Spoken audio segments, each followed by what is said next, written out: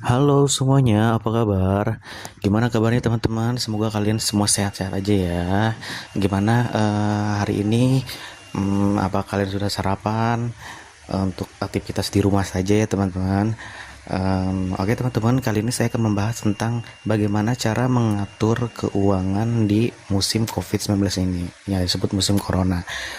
Oke teman-teman, emang di musim ini udah beberapa bulan ya kita itu dirumahkan aja, dan sangat benar-benar sangat-sangat mempengaruhi sekali pada keekonomian kita semua ya, di masyarakat di seluruh dunia terutamanya ya.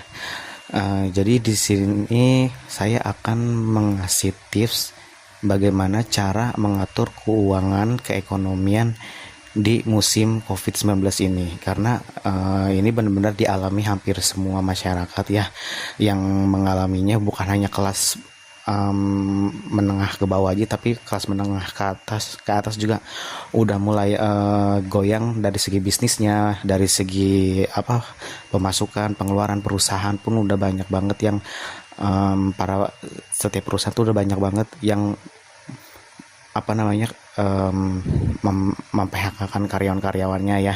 Jadi dampaknya benar-benar ke seluruh ya. Jadi di sini saya akan mengasih tips buat kalian gimana caranya mengatur keuangan di musim Covid ini teman-teman. Oke, jadi yang pertama itu teman-teman ya, siapkan dana darurat teman-teman. Jadi sepertinya kan wabah virus corona itu dampaknya akan lama ya teman-teman. Kita tidak tahu sampai kapan ya kan. Bahkan sampai sekarang ini masih saja ada yang namanya lagi pada dirumahkan ya teman-teman. Jadi sebisa mungkin kalau bisa kalian itu menyiapkan untuk dana darurat untuk kedepannya. Walaupun kita tidak tahu, setidaknya kalian itu harus sudah menyiapkan sih ya teman-teman. Jangan terlalu menghambur-hambur keuangan, kalian harus menyiapkan dulu semuanya gitu teman-teman.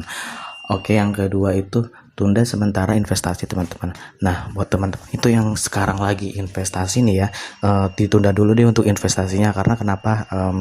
Karena kita kan lagi keekonomian di Indonesia itu kan, di negara kita juga kan lagi pada goyangnya teman-teman ya. Kita tidak tahu nanti kan kalau misalkan diinvestasikan otomatis kan akan susah gitu kan diambilnya ya. Itu kan investasi itu kan beberapa tahun kemudian baru bisa diambil atau bisa dicairkan ya kan. Nah, kalau bisa sih untuk investasi itu kalian itu ditahan dulu, ditahan dulu aja uangnya untuk kedepannya. Kita kan tidak tahu akan seperti apa kedepannya ya kan, keekonomian kita apa berdampak panjang atau hanya sementara wabah virus ini, kita kan tidak tahu ya teman-teman ya.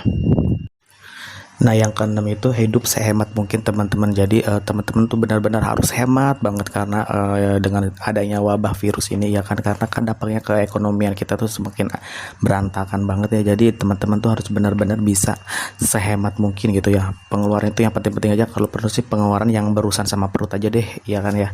Jadi benar-benar belajar berhemat banget gitu ya. Nah, yang ketujuh itu stop dulu kartu kredit.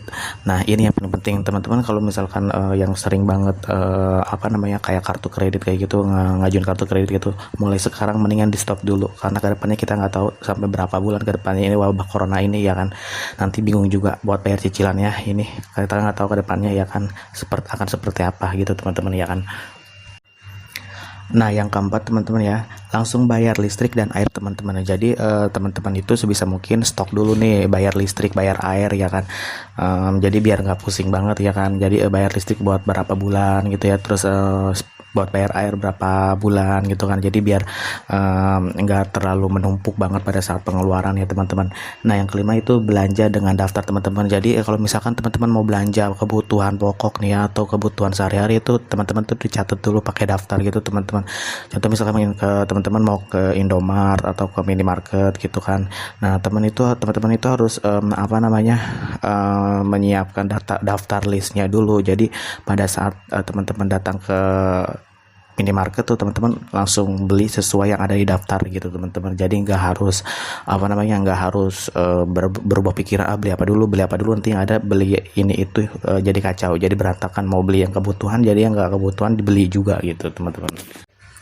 Nah, yang ke-8 itu mencari tambahan penghasilan. Maksudnya gini, selagi teman-teman lagi dirumahkan aja, mungkin teman-teman yang masih punya modal itu bisa dipakai buat jualan di online, di share di sosial media. Kayak misalkan banyak sekali kok sekarang yang pada jualan di sosial media, kayak jualan makanan, jualan seblak, jualan apa itu ya kan, itu sangat bermanfaat juga sih buat menambah penghasilan, mengelola keuangan juga ya kan.